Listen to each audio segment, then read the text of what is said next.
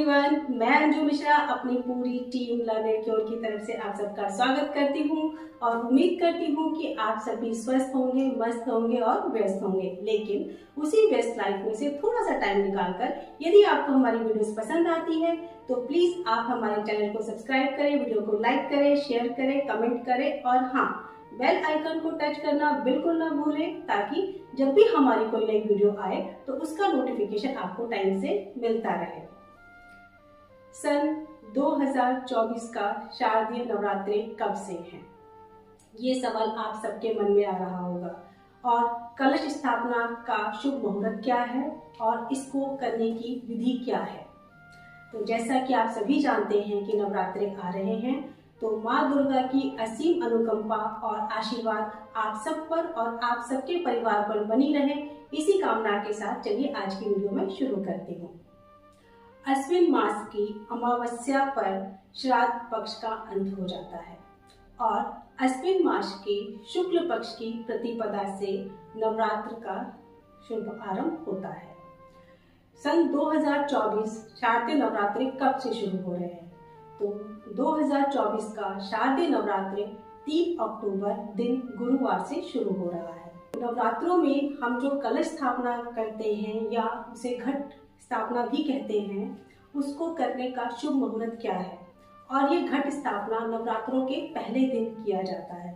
तो चलिए मैं आपको इसका शुभ मुहूर्त बताती हूँ। घट स्थापना या कलश स्थापना का शुभ मुहूर्त 6:15 से लेकर 7:22 तक है।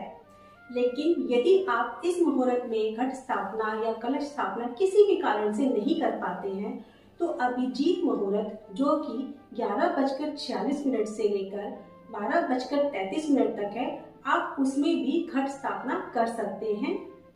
अब मैं आपको यहाँ पर सरल विधि बता रही हूँ जिसके द्वारा आप घट स्थापना कर सकते हैं। लेकिन जो मैं आपको विधि बता रही हूँ ये हम लोगों के लिए घर में जो हम सरल तरीके से कर पाते हैं, मैं आपको वो विधि बता रही हूँ। लेकिन यदि आप किसी ब्राह्मण को बुलाकर घट स्थापना करवाते हैं तो आप उनके निर्देशानुसार ही घट स्थापना की सारी विधियां करें। तो चलिए मैं आपको यहाँ पर विधि बताती हूँ।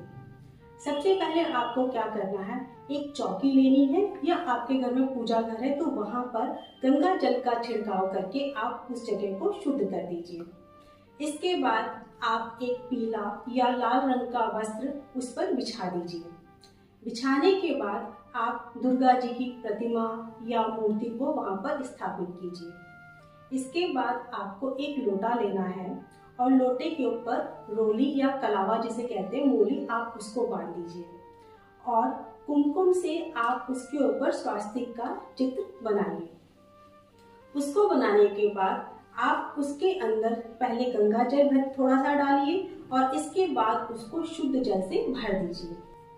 इसके बाद जिस लोटे में आपने जल भरा है उस लोटे में थोड़े से चावल के दाने, हरी घास की दूर्वा और साबुत सुपारी डालकर और उसके अंदर 5 आम के पत्ते लगाकर रख दें। इसके बाद आपको क्या करना है कि आप एक मिट्टी का ढक्कन लें या किसी भी धातु का ढक्कन लेकर आप उस लोटे पर रख दें। उस ढक्कन पर आप रोली से एक स्वास्तिक का फिर से निशान बनाइए या चित्र बनाइए।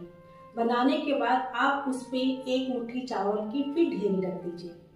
इसके बाद आपको एक पानी वाला जटा नारियल लेना जिसमें जटा भी हो, उसके ऊपर आप कलावा बांध दीजिए या लाल चुन्नी या लाल कपड़ा बांधकर उसमें भी आप उस सिक्के को रखकर इसके बाद उस नारियल को आप उस ढक्कन के ऊपर रख दीजिए। अब उस कलश को जो आपने रखा है इसको आप 2 तरीकों से रख सकते हैं। या तो इस कलश को आप दुर्गा जी के प्रतिमा के सामने इसी तरह से रख दीजिए और साइड में एक मिट्टी के पात्र में या धातु के पात्र में आप मिट्टी डालकर और उसमें जौ मिलाकर आप साइड में रख दीजिए। और दूसरा तरीका इसका ये है कि आपने जो कलश तैयार किया है उसको किसी बड़े बर्तन में मिट्टी की ढेरी बनाकर उसको बीच में रखकर और इस तरह से रखिए कि वो मिट्टी साइड साइड में आ जाए। तो जो मिट्टी साइड साइड में आ जाएगी उसमें आप जौ मिलाकर उसको छोड़ दीजिए।